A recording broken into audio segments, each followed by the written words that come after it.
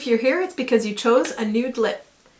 For today's look, I'm using this Shiseido lipstick, which is absolutely stunning. I love the finish, and this color in particular is beautiful. It is number 505 Peep Show.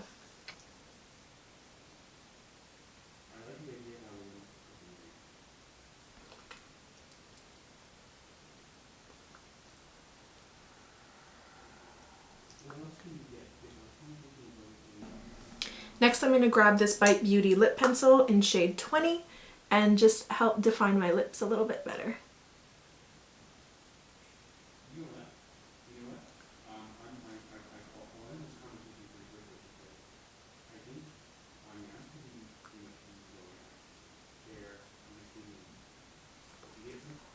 Alright you guys, there's the finished look. Thank you so much for watching.